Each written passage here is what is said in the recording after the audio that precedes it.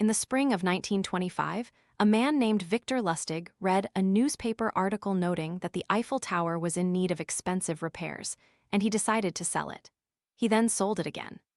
Lustig was born in 1890 in what is now the Czech Republic, and by his mid-30s, he had become one of the most accomplished confidence men in history. He spoke 5 languages fluently, carried himself with the easy authority of a senior bureaucrat, and had been arrested dozens of times across Europe and America without a single conviction sticking. He had a set of personal commandments for con artists that included instructions to always listen more than you talk, to never appear bored, and to wait for the other person's political opinion before revealing your own. For the Eiffel Tower scheme, Lustig had official-looking government stationery forged and invited 6 prominent Parisian scrap metal dealers to a confidential meeting at the Crillon Hotel, one of the most expensive in France. He introduced himself as the Deputy Director General of the Ministry of Posts and Telegraphs. He told them, in strictest confidence, that the Eiffel Tower had become a maintenance liability the government could no longer sustain, and that it was to be sold for scrap.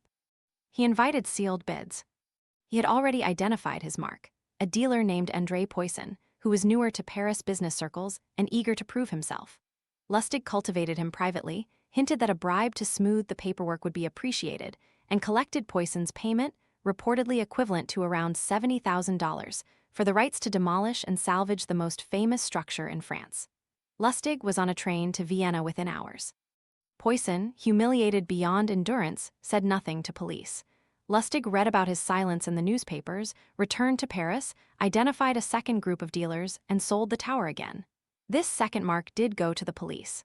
Lustig fled to the United States. In America, he turned his talents to Al Capone, convincing the gangster to invest $50,000 in a stock deal, then returning the money with apologies when the fictional deal fell through, correctly calculating that Capone, impressed by the honesty, would tip him generously rather than have him killed. The tip was $5,000. Lustig was finally arrested in 1935 after a massive Secret Service investigation. He escaped from federal custody, was recaptured, and died in Alcatraz in 1947. His legacy is the perfect con, one where the mark is too ashamed to report the crime, which means the con can be repeated. He understood that pride is the most reliable vulnerability in any human being, which is perhaps the most accurate psychological observation in criminal history.